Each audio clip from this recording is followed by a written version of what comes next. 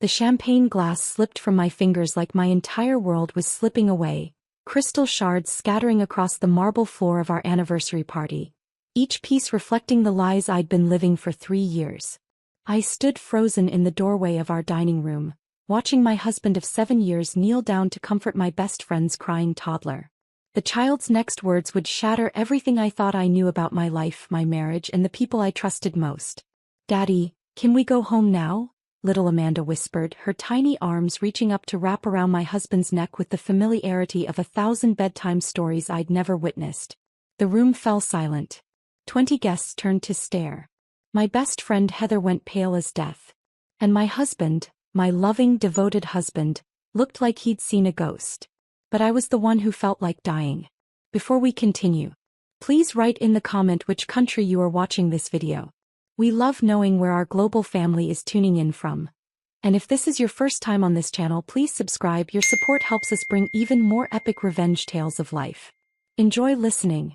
3 hours earlier I had been the happiest woman alive. Our 7th wedding anniversary party was perfect. Exactly as I'd planned it down to the last detail. White roses everywhere, soft jazz playing, our closest friends and family gathered in our beautiful home to celebrate what I believed was an unbreakable love. I wore the emerald green dress that made my eyes sparkle, the one my husband always said was his favorite. My dark hair was swept up in an elegant bun and I felt radiant. After 7 years of marriage, I still got butterflies when he looked at me across a crowded room. "You look absolutely stunning tonight," my sister Rebecca whispered as she helped me arrange the dessert table. "I swear you and Samuel still act like newlyweds." I smiled, my heart full. I'm the luckiest woman in the world. If only I had known how wrong I was. Samuel moved through the party like the perfect host, charming, attentive, making sure everyone's glass was full. He was a successful architect, tall and handsome with kind brown eyes that had captured my heart in college. Everyone loved him. Especially me. Speech, called out his business partner, raising his wine glass. Samuel laughed and pulled me close, his arm warm around my waist. All right. He cleared his throat as the room quieted. 7 years ago I married my best friend, my soulmate, my everything. Teresa, you've made every day of my life better just by being in it. The guests clapped as he kissed my cheek. I felt tears of joy prick my eyes. Here's to 7 more years, he continued, and 70 after that. Everyone cheered and drank. I pressed closer to my husband, breathing in his familiar cologne, feeling safe and loved and complete. Heather appeared at my elbow with 3-year-old Amanda on her hip. My best friend since high school looked tired. She'd been a single mom since Amanda's father left when she was pregnant. I'd been trying to help her as much as possible, babysitting Amanda, bringing them groceries, being the support system she needed. "This party is incredible," Heather said, bouncing Amanda gently. "You really outdid yourself." "I wanted it to be perfect," I replied, reaching out to tickle Amanda's chin. The little girl giggled and hid her face in her mother's shoulder. "Mama, I'm sleepy," Amanda whined. "I know, baby. We'll go home soon," Heather soothed. "Why don't you put her down in the guest room?" I suggested. "She can nap until you're ready to leave." Heather hesitated. "Are you sure? I don't want to impose." "Don't be silly. Amanda's always welcome here." I watched Heather carry Amanda upstairs, thinking about how much I wanted children of my own. Samuel and I had been trying for 2 years with no luck. The doctor said there was nothing wrong with either of us. Sometimes these things just took time. But watching Heather with Amanda always made my heart ache with longing. The party continued beautifully. Our friends shared funny stories about Samuel and me, my parents embarrassed me with childhood photos, and Samuel's mother gave a touching speech about how happy I'd made her son. Around 10 o'clock people started to leave. I was in the kitchen wrapping leftover cake when I heard Amanda crying upstairs.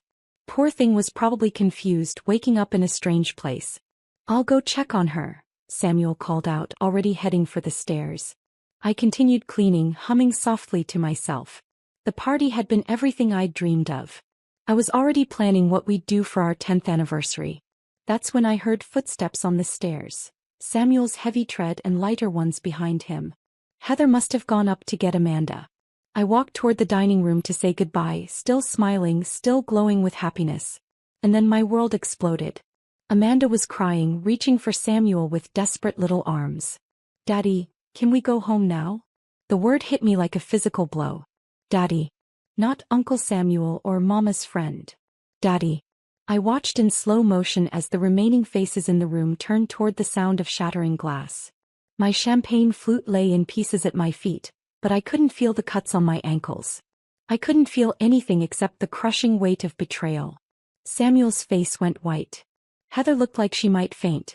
Amanda kept crying, confused by the sudden tension in the room. Teresa, Samuel started, his voice shaking. But I couldn't hear him over the roaring in my ears. 3 years old. Amanda was 3 years old. Which meant, I did the math with crystal clarity. Samuel and I had been trying to have a baby for 2 years. Amanda was 3. Which meant she was conceived 4 years ago. 4 years ago, when Samuel had gone through what he called his quarter-life crisis. When he'd been distant and moody and claimed he needed space to figure things out. When he'd started working late and going out with friends more often. When he'd been sleeping with my best friend. Get out. The words came out as a whisper, but they cut through the silence like a knife. Teresa, please let me explain. Samuel stepped toward me. Get out. I screamed, my voice breaking. All of you get out of my house. The remaining guests scattered like startled birds. My sister tried to approach me, but I held up a shaking hand to stop her. Not you, Rebecca. Everyone else. Now. Samuel looked like he wanted to say something, but Heather grabbed his arm. We should go, she whispered urgently. They left together, my husband and my best friend, carrying the child that should have been mine. The child that proved their betrayal had been going on for years. I stood alone in my beautiful dining room, surrounded by the remnants of what I'd thought was a perfect marriage, and felt something cold and hard settle in my chest where my heart used to be. They thought they could fool me. They thought they could keep their secret forever, playing happy family behind my back while I played the devoted wife and supportive friend. But they had made one crucial mistake. They had underestimated me. As I swept up the broken glass with trembling hands, my mind was already working. Planning. Calculating. They wanted to destroy my life? Fine. But I would make sure they paid for every lie, every betrayal, every moment of happiness they'd stolen from me. The game was just beginning. And I intended to win. The house felt like a tomb after everyone left.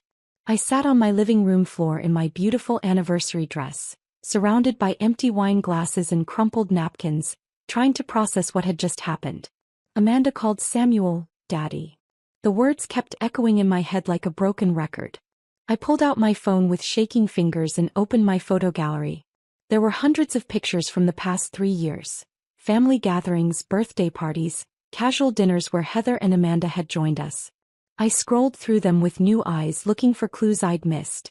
There, Samuel's hand on Heather's shoulder at Amanda's second birthday party. His gentle smile as he helped Amanda blow out her candles. The way he always seemed to know exactly what she needed before Heather even asked. How had I been so blind? My phone buzzed. A text from Samuel. Please let me come home. We need to talk. I stared at the message until the words blurred. Home. He called this place home, but he had another home now, didn't he? With Heather and Amanda. With his real family. I typed back, don't. I need time to think. Another buzz. I love you, Teresa. Please don't give up on us. I almost laughed. But he loved me so much that he'd been living a double life for years.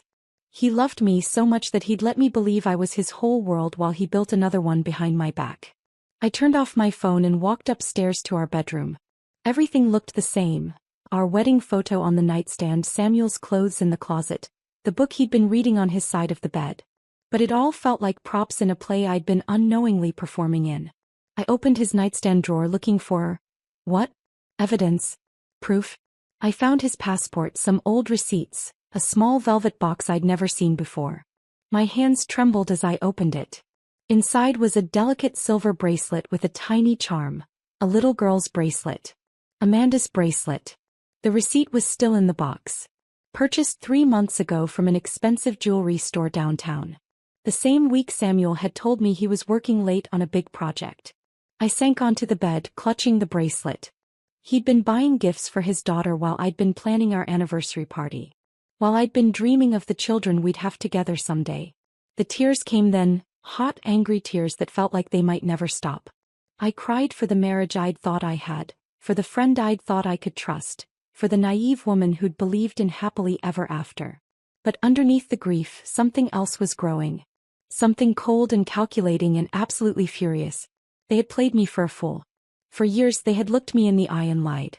They had let me babysit their child, bring them groceries, offer emotional support to Heather as a struggling single mother. The humiliation burned worse than the betrayal. How many people knew? How many of our friends had been in on the secret? Had they all been laughing at me behind my back? I thought about every time Samuel had canceled plans at the last minute. Every work emergency that had kept him out late. Every weekend he'd claimed he needed to help Heather with something around her apartment. He hadn't been helping her fix a leaky faucet. He'd been playing house with his secret family. My phone buzzed again. This time it was Heather. "Teresa, I'm so sorry. I never meant for you to find out this way. Can we please talk?" I stared at her message, remembering all the times she'd cried on my shoulder about being alone. All the times she'd thanked me for being such a good friend, for always being there for her and Amanda. She was sorry she got caught. So I typed back, "There's nothing to talk about. You made your choice 3 years ago." Her response came immediately, "It's not what you think. It's complicated." Complicated. As if there was some explanation that could make this okay. As if there was some version of this story where they weren't the villains and I wasn't the victim. But I was done being the victim. I walked to my home office and opened my laptop. If they wanted to play games, I could play games too. But I was going to play to win. Samuel was a successful architect with a reputation to protect. Heather worked as a marketing coordinator for a family-friendly nonprofit organization. They both had carefully constructed lives that depended on people seeing them as good, moral, trustworthy people. What would happen if those carefully constructed lives came crashing down? I started making lists. Samuel's clients, his business partners, his professional associations. Heather's co-workers, her boss, the board members of her nonprofit. Our mutual friends, our families, our social circles. Everyone who needed to know the truth about who they really were. But I had to be smart about this. Calculated. If I was going to destroy them, I needed to do it right. I needed evidence, documentation, proof that couldn't be denied or explained away. I opened a new document on my computer and titled it Project Payback. Then I started planning their downfall. I didn't sleep that night. Instead, I sat at my kitchen table with a cup of coffee that had gone cold hours ago, making plans. The first thing I needed was proof. Real, undeniable evidence of their affair and Amanda's parentage. Without that, it would just be my word against theirs, and they could spin it as a misunderstanding or a jealous wife's delusion. At 6 in the morning, I called my lawyer, Mildred Bennett. She'd handled our house purchase and our wills. A sharp, no-nonsense woman in her 50s who didn't suffer fools. "Teresa, it's awfully early. Is everything all right? I need to see you today. It's urgent." "Of course. Can you be here at 9? Mildred's office was downtown. All dark wood and leather chairs that smelled like success. She took one look at my face and poured me a cup of strong coffee. "Tell me everything," she said simply. I laid out the whole story. The anniversary party, Amanda's words, the years of lies. Mildred listened without interruption, taking notes in her precise handwriting. "I want a divorce," I finished. "And I want to make sure Samuel doesn't get a penny more than he's legally entitled to." Mildred leaned back in her chair. "First things first, we need to establish paternity. Without that, this is just speculation." "How do we do that?" "DNA test. But we'll need a sample from Amanda, and that's going to be tricky if Heather doesn't cooperate." I thought about that. What if I could get something with Amanda's DNA on it? A cup she drank from, a toy she played with. Possible, but the chain of custody would be questionable. "It's better if we can do this officially." Mildred tapped her pen against her notepad. "There's another issue. If Samuel is Amanda's father, he's been avoiding child support for 3 years. That's a legal matter that could have serious consequences for him." A spark of satisfaction warmed my chest. What kind of consequences? Wage garnishment, asset seizure, possible jail time depending on the amount owed. And if he's been deliberately hiding his paternity to avoid support obligations, that's fraud. "Good," I said and meant it. Mildred raised an eyebrow. "Teresa, I understand you're angry. But we need to be strategic here. If you come across as vindictive, It could hurt you in the divorce proceedings.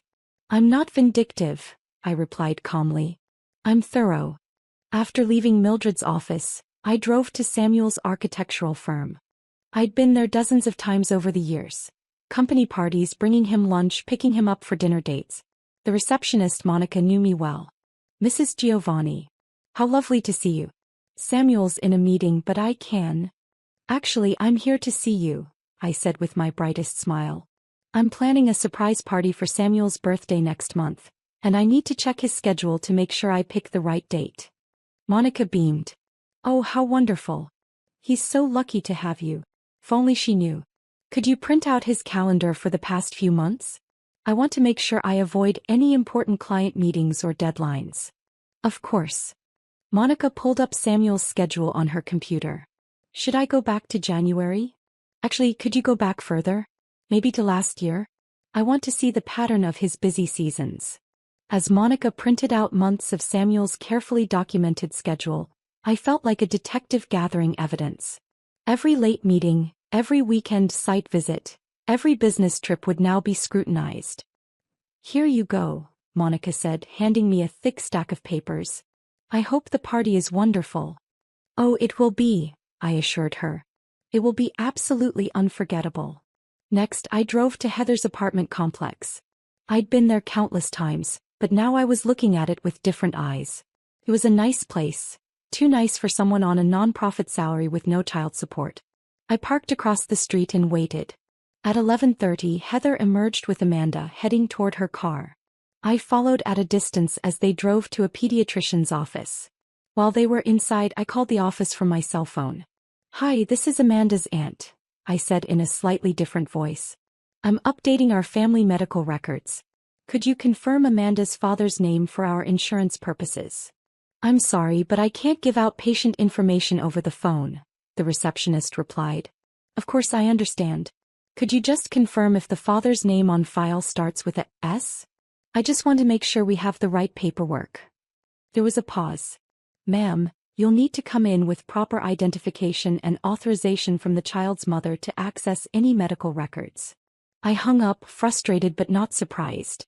Medical records were protected for good reason. I'd have to find another way. I followed them from the doctor's office to a small park.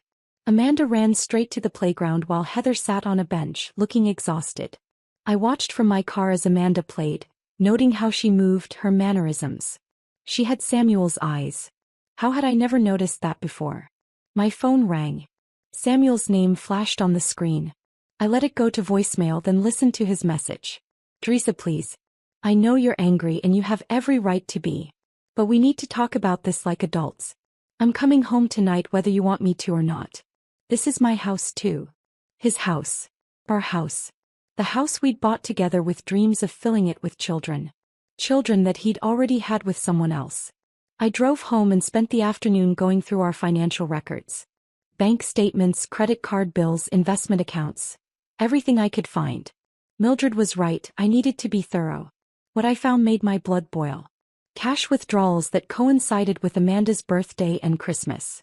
Charges at toy stores and children's clothing shops that Samuel had explained away as gifts for his business partner's kids. A recurring monthly payment to something called Sunshine Daycare that I'd never questioned because Samuel handled most of our finances. He'd been supporting his secret family with our money. My money. Money from the joint account that my salary helped fund. I printed everything out, organizing it into neat folders. Evidence of financial deception. Proof that he'd been living a double life for years. At 6 o'clock, I heard Samuel's key in the front door. I was sitting at the kitchen table surrounded by papers when he walked in. He looked terrible, unshaven, his clothes wrinkled, dark circles under his eyes. Good. Teresa, he said softly. Thank you for letting me come home. This isn't your home anymore, I replied without looking up from the bank statements. I'm just letting you get your things. He sat down across from me, reaching for my hand. I pulled it away. Please, let me explain. Explain what? That you've been cheating on me for 4 years? That you have a daughter you never told me about? That you've been stealing from our joint account to support your other family? Samuel flinched. It's not stealing. It's my money too. Is it? I finally looked at him and he recoiled from whatever he saw in my eyes. Bez, I've been doing some math, Samuel. Some very interesting math. I slid a paper across the table. This is how much you've spent on Amanda and Heather over the past 3 years. Daycare, clothes, toys, medical bills, groceries. Want to guess what the total is? He glanced at the paper and went pale. $47,000, I continued. Money that came out of our joint account. Money that I helped earn. Money that you spent on your secret family while telling me we needed to be careful with our finances because we were saving for our future children. Teresa. I'm not finished. My voice was deadly calm. I also found the jewelry receipt. The bracelet you bought for Amanda. The same week you told me we couldn't afford to go on vacation because business was slow. Samuel buried his face in his hands. I never meant for this to happen. Which part? The affair? Getting her pregnant? Lying to me for 4 years? Or getting caught? All of it, he whispered. I love you, Teresa. I've always loved you. I laughed, and the sound was bitter even to my own ears. You have a funny way of showing it. It started as a mistake, he said desperately. Heather and I, we were both going through rough patches.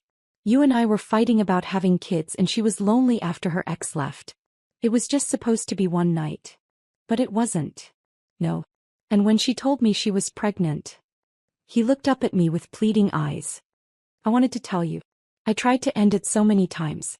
But Amanda, she's my daughter. I couldn't just abandon her. So you abandoned me instead. I never abandoned you. I stayed. I chose you. You chose to lie to me, I corrected. You chose to let me believe I was your wife when really I was just your cover story. You chose to let me babysit your daughter while pretending to be her aunt. You chose to let me support my best friend through her difficult single motherhood, while you were the father all along. I'm sorry, he choked out. I'm so sorry, Teresa. I know I don't deserve it, but please, can you forgive me? Can we try to work through this? I stared at him for a long moment. This man I'd loved for 7 years. This man I'd trusted with my heart, my future, my dreams. No, I said simply. Teresa, please. I want you out of this house by tomorrow night. Take whatever you need, but don't take anything that's mine. I've already changed the locks on my office and the safe. You can't just kick me out. This is my house too. Actually, I can. I slid another paper across the table. I called Mildred today. Did you know that adultery affects property division in this state? Especially when there's financial deception involved. Samuel's face went white. You're divorcing me. I'm destroying you, I corrected. There's a difference. He stared at me like he'd never seen me before. This isn't you, Teresa. You're not vindictive. You're kind and forgiving and stupid apparently. Stupid enough to believe your lies for 4 years. I stood up, gathering my papers. But I'm not stupid anymore. What are you going to do? I smiled and it felt like ice. I'm going to make sure everyone knows exactly who you really are. Your clients, your business partners, your family. Everyone who thinks you're such a good, honest man. You'll ruin my career. You should have thought of that before you ruined my life. I walked toward the stairs, then paused. Oh, and Samuel, you might want to call a lawyer. Because when the state finds out you've been avoiding child support for 3 years, you're going to need one. I left him sitting at the kitchen table, surrounded by the evidence of his betrayal, and went upstairs to pack his bags. The war had officially begun. Samuel was gone by the next evening, just as I'd demanded. He'd packed his clothes and personal items with the defeated air of a man who knew he'd lost everything. I watched from the upstairs window as he loaded his car, feeling nothing but cold satisfaction. He tried one last time to talk to me, standing in the doorway with tears in his eyes. I know you hate me right now, he'd said. But someday when you're not so angry, maybe you'll remember that we were happy once. Maybe you'll remember that I did love you. The only thing I'll remember, I'd replied, is that you're a liar and a cheat. Everything else was just an act. Now the house was mine again. Silent and clean and free of his presence. I walked through the rooms, reclaiming my space, planning my next moves. Mildred had filed the divorce papers that morning. Samuel would be served at his office tomorrow in front of his colleagues and clients. I'd specifically requested that timing. But the divorce was just the beginning. I'd spent the day making phone calls, sending emails, planting seeds that would soon grow into Samuel's professional destruction. It was amazing how quickly people turned when they learned the truth about someone they trusted. My first call had been to Samuel's biggest client, Giovanni Development Corporation. The irony of the name wasn't lost on me. They were building a family resort, and their lead architect had been hiding his own family for years. "Mr. Giovanni," I'd said to the company president, "I thought you should know that my husband Samuel has been living a double life. He has a 3-year-old daughter that he's never acknowledged publicly, and he's been using company resources to support his secret family." The silence on the other end had been deafening. "Mrs. Giovanni, these are very serious accusations." "I have documentation," I'd assured him. "Bank records, receipts, photographs. I thought you'd want to know before it becomes public knowledge." By the end of the day, Giovanni Development had called an emergency meeting to review Samuel's contract. My second call had been to the state's Child Support Enforcement Agency. I'd provided them with Amanda's full name and Samuel's information. They'd assured me that an investigation would begin immediately. "If paternity is established and he's been avoiding support obligations," the caseworker had told me, "we can pursue back support plus interest and penalties. We can also garnish wages and seize assets." "How long does that usually take?" "Once we have DNA confirmation, we move fast. The state doesn't like deadbeat dads." "Perfect." My third call had been to Heather's boss at the nonprofit.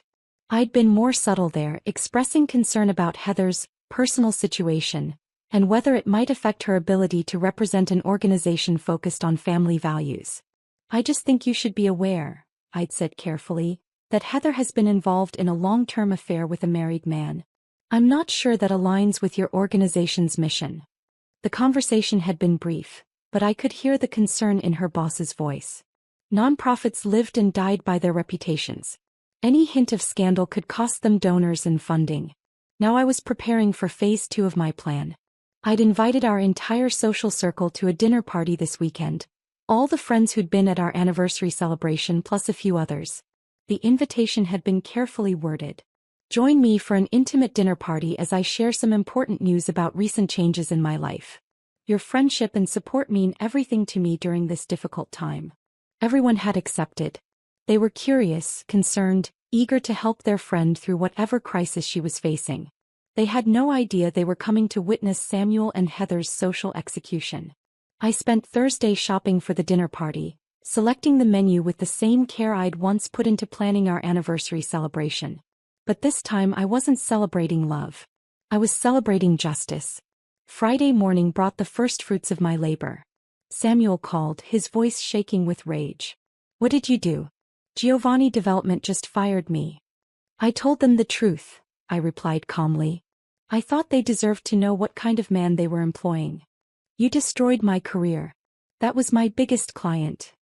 "You destroyed your career when you decided to live a double life, and not just a double life, you slept with my best friend. I just made sure people found out about it." "Teresa, please. I have a daughter to support now. I need that job." The irony was delicious. "You should have thought about supporting your daughter 3 years ago. But don't worry, the state will make sure you support her now, whether you have a job or not." I hung up on his sputtering protests and immediately called Mildred.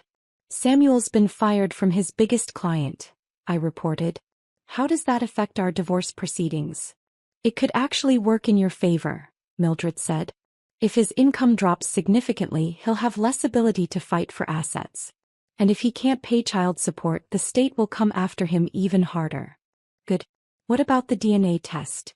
"I've filed a motion to compel. Given the circumstances, I think we'll get it. Especially with the Child Support Enforcement Agency backing us up." Everything was falling into place perfectly. Friday afternoon, I got a call from my sister Rebecca. "Teresa, I just heard about Samuel. Are you okay?" Word was already spreading. Exactly as I'd planned. "I'm better than okay," I told her. "I'm free. I can't believe he did this to you. And with Heather. I never liked her, you know. There was always something fake about her." I almost smiled. Rebecca had never mentioned disliking Heather before, but people loved to rewrite history when scandals broke. "Will you come to my dinner party tomorrow night?" I asked. "I'm telling everyone at once. I don't want to keep repeating the story." "Of course. Do you need help with anything? Just bring your appetite for drama. Saturday evening arrived crisp and clear. I'd spent the day preparing, cooking Samuel's favorite meal with bitter irony. If this was going to be his last supper in our social circle, it might as well be memorable. The guests arrived promptly at 7. Rebecca and her husband Tom, our college friends Marcus and Jennifer, Samuel's business partner David and his wife Susan, my work colleague Grace and several others. Notably absent were Samuel and Heather, though I hadn't expected them to show. "Where's Samuel?" Jennifer asked as I served cocktails. "Is he working late again?" "Samuel won't be joining us," I said with a mysterious smile. "I'll explain everything over dinner." The conversation flowed easily at first. Everyone was curious about my important news, but they were too polite to press. They complimented the food, asked about work, shared gossip about mutual friends. I waited until dessert to drop my bomb. "I want to thank you all for coming tonight," I began, standing at the head of the table. "Your friendship has meant everything to me over the years. Which is why I wanted you to hear this from me personally." The table fell silent. Everyone leaned forward expectantly. "Samuel and I are getting divorced." Gasps and murmurs of shock rippled around the table. "I know this comes as a surprise," I continued. "It certainly surprised me when I discovered that my husband of 7 years has been having an affair with my best friend Heather for the past 4 years. Jennifer's wine glass hit the table with a clink. David's face went pale. "But that's not the most shocking part," I said, my voice steady and calm. "The most shocking part is that they have a 3-year-old daughter together. The little girl I've been babysitting, buying gifts for, treating like a niece. She's actually my husband's child." The silence was deafening. I could see the wheels turning in their minds, remembering all the times they'd seen Samuel with Amanda, all the family gatherings where he'd played the doting uncle. "I found out at our anniversary party," I continued, "when Amanda called Samuel Daddy in front of everyone. Apparently, keeping their secret became too much for a 3-year-old. Rebecca was crying. Grace looked furious. David was staring at his plate like he wanted to disappear. "I wanted you all to know because Samuel will probably try to spin this story. He'll make excuses, claim it was a mistake, try to minimize what he did. But I have evidence. Bank records showing he's been supporting them with our money. Receipts for gifts he bought Amanda while telling me we couldn't afford things. Documentation of his lies going back years." Marcus finally found his voice. "Teresa, I'm so sorry. We had no idea." "Of course you didn't. They were very careful. Very sneaky. Very good at making me look like the fool who couldn't see what was happening in her own marriage." I sat back down, taking a sip of wine. "I just wanted you to know the truth before the rumors start flying. Samuel's already been fired from Giovanni Development. The state is pursuing him for back child support. And I'm taking him for everything he's worth in the divorce." "Good," Grace said fiercely. "He deserves everything he gets." The rest of the evening was spent dissecting Samuel and Heather's betrayal. My friends rallied around me, sharing their outrage, offering support, promising to cut all ties with the cheating couple. By the time everyone left, Samuel and Heather's social destruction was complete. Word would spread through our entire circle within days. They'd be pariahs, outcasts, the couple everyone whispered about and no one wanted to associate with. As I cleaned up the dishes, I felt a deep satisfaction settling in my chest. This was just the beginning. Samuel thought he'd lost everything when he got fired, but he had no idea how much more he was about to lose. My phone buzzed with a text from an unknown number. "You're destroying innocent people. Amanda doesn't deserve this." Heather. She'd gotten a new phone number, probably hoping to avoid the fallout. I typed back, "Amanda deserves a father who isn't a liar and a cheat. Maybe you should have thought about that before you decided to sleep with my husband Heather." Her response came quickly. "Samuel loves you.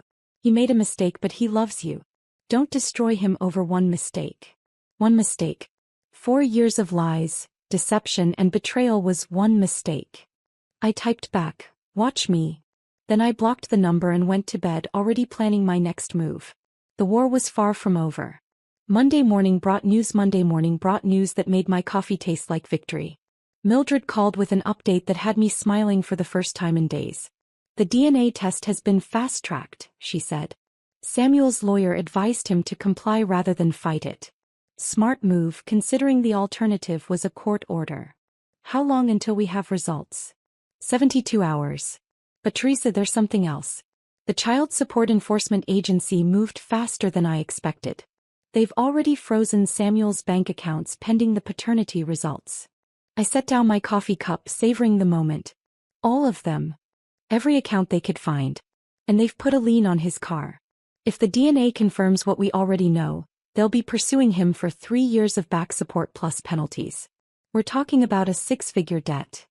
Samuel's financial destruction was happening even faster than I'd hoped.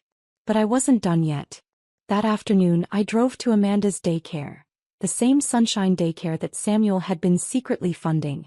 I'd called ahead, posing as a concerned family member. I'm Amanda's aunt, I told the director, a kind-looking woman in her 50s. I'm helping update the family's paperwork. Could you confirm who's listed as Amanda's father on your records? The director hesitated. I'm sorry, but I can only discuss that information with the parents. Of course. I understand completely. I paused, then added casually, I just want to make sure everything's in order before the custody hearing. Her eyes widened slightly. Custody hearing? Oh, you haven't heard? Amanda's parents are going through some legal issues. I'm just trying to help sort out the paperwork. I sighed dramatically. It's such a mess when families fall apart. I left the daycare knowing that within hours, the staff would be gossiping about Amanda's family drama. Word would spread to other parents, creating another circle of people who knew the truth about Samuel and Heather. Tuesday brought the social media phase of my campaign. I'd been careful not to post anything directly that would look vindictive and desperate. Instead, I'd been liking and commenting on posts from friends who'd attended my dinner party. When Jennifer posted a vague status about being shocked by people you thought you knew, I commented, sometimes the people closest to us are the best at hiding their true selves. Thank you for your support during this difficult time. When Grace shared an article about infidelity statistics, I added, so true. The betrayal is bad enough, but the lies that go with it are what really destroy trust. Each comment was carefully crafted to seem supportive and grateful rather than bitter. But they served their purpose, keeping the story alive in people's minds, ensuring that Samuel and Heather's reputation continued to crumble. Wednesday morning, Mildred called with the news I'd been waiting for. DNA results are in. Samuel is definitely Amanda's father. The Child Support Agency is moving immediately to garnish his wages and seize assets. What about his business partnership with David?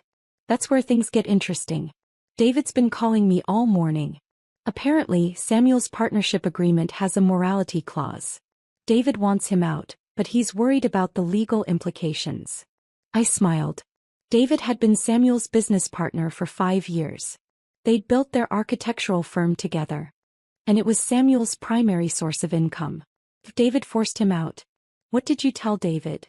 That he should consult his own lawyer. But between you and me, I think Samuel's about to lose more than just his marriage. That afternoon, I received an unexpected visitor. Heather stood on my doorstep looking haggard and desperate. Amanda wasn't with her. We need to talk, she said. I considered slamming the door in her face, but curiosity won. 5 minutes. She followed me into the living room, perching nervously on the edge of the couch where she'd sat so many times before as my friend. You have to stop this, she said without preamble. Samuel's lost his job, his accounts are frozen, and now David's talking about dissolving their partnership. You're destroying him. I'm not destroying him, I replied calmly. I'm just making sure people know who he really is. Amanda needs her father. If you ruin him completely, how is he supposed to support her? The irony was breathtaking. Amanda needed her father 3 years ago. Where was your concern then? Heather's eyes filled with tears. I know we hurt you. I know what we did was wrong. But Amanda is innocent in all this. You're right. Amanda is innocent. Which is why she deserves better than parents who are liars and cheaters. Samuel wants to leave his wife for me. Heather burst out. He was going to tell you everything after your anniversary.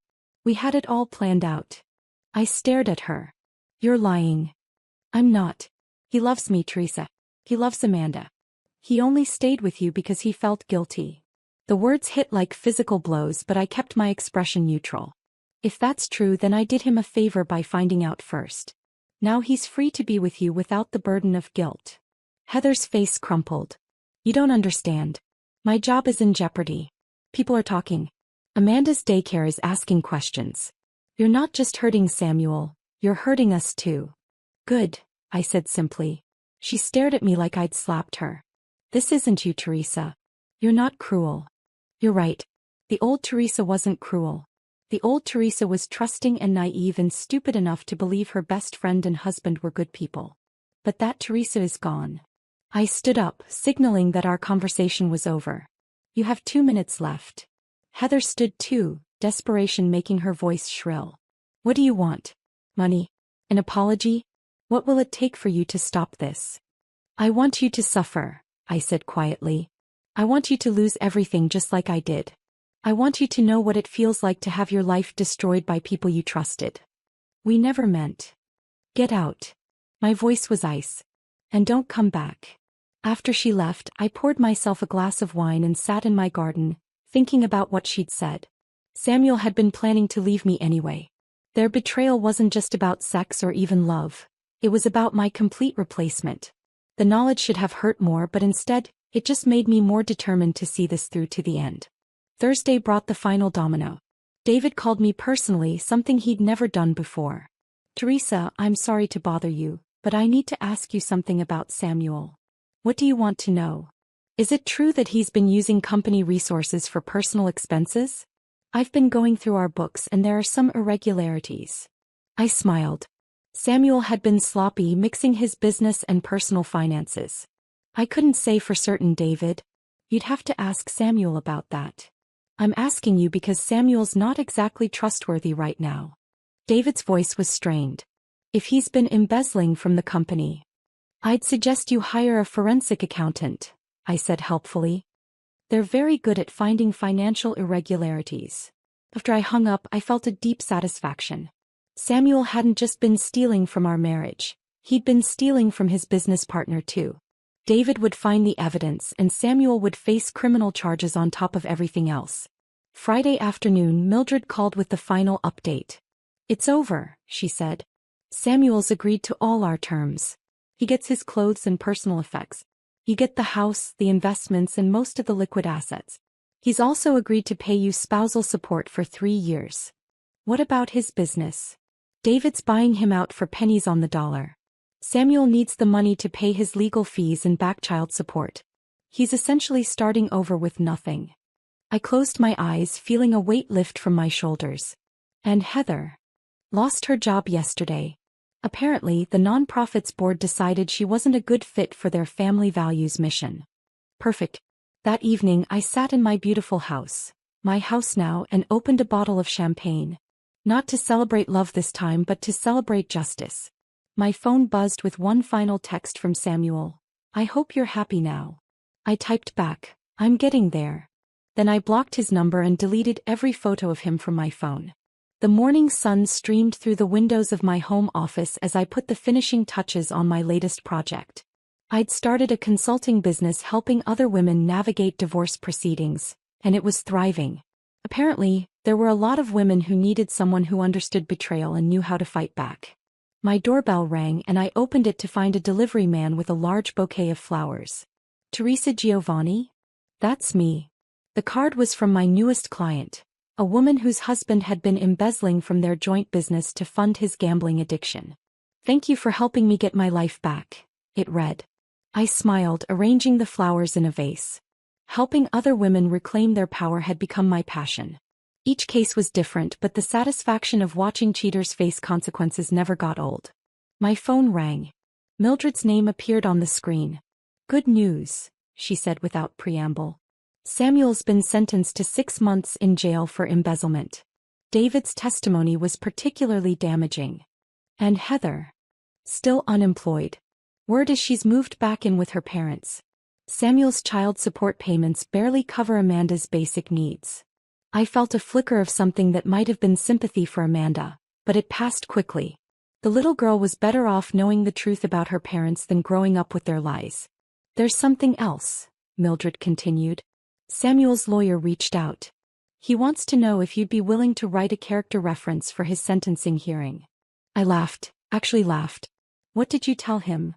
that you'd consider it for $50,000 paid in advance. And, strangely, they declined. After hanging up, I walked through my house, admiring the changes I'd made.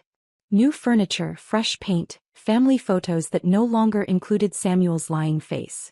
It was truly mine now, a sanctuary built on truth instead of deception. The old Teresa would have felt guilty about Samuel's downfall. She would have wondered if she'd gone too far, been too harsh, destroyed too much.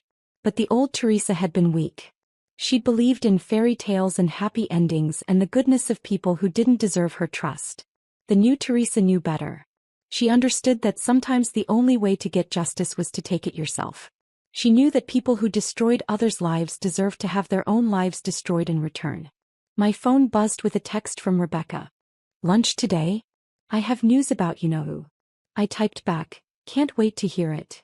The gossip network I'd so carefully cultivated was still providing updates on Samuel and Heather's continued downfall. It was petty perhaps, but I'd earned the right to be petty. As I got ready for lunch, I caught sight of myself in the mirror. I looked different now, stronger, sharper, more confident. The naive woman who'd planned that anniversary party was gone, replaced by someone who knew her own worth and wouldn't let anyone diminish it. Some people might call what I'd done cruel or vindictive. They might say I'd gone too far, that revenge was beneath me. But those people had never been betrayed by the two people they trusted most in the world. They'd never discovered that their entire life was built on lies. They'd never felt the crushing weight of realizing they'd been played for a fool by people who were supposed to love them. I had no regrets. Samuel and Heather had made their choices, and now they were living with the consequences. Just as I was living with mine. The difference was, my consequences included freedom, financial security, and the satisfaction of knowing that justice had been served. Their consequences included poverty, social exile, and the knowledge that their actions had destroyed not just my life but their own. As I locked my front door and headed out to meet Rebecca, I smiled. It was a beautiful day and I had a beautiful life. One built on truth instead of lies, strength instead of naivety, and justice instead of blind trust. The old Teresa might have forgiven them eventually. She might have found a way to move on without destroying them in return. But the old Teresa was gone. And I was so much better for it. The war was over and I had won completely. Samuel and Heather's betrayal had cost them everything. Their reputations, their careers, their financial security, and their place in the community we'd all shared. Meanwhile, I had emerged stronger, wealthier, and wiser. I'd learned that sometimes the best revenge isn't moving on and living well. Sometimes it's making sure the people who wronged you pay the full price for their choices. As I drove toward the restaurant, I thought about Amanda. She was 4 now, old enough to start asking questions about why Daddy lived in a different place, why Mommy cried so much, why they'd had to move in with Grandma and Grandpa. Someday she'd learn the truth about how her parents' selfishness and lies had destroyed multiple lives. She'd understand that actions have consequences, that betrayal comes with a price, and that some people will fight back when you try to destroy them. It would be a valuable lesson. After all, the truth always comes out in the end. And when it does, the people who've been living lies have nowhere left to hide. I'd made sure of that. The game was over and I'd won every single round.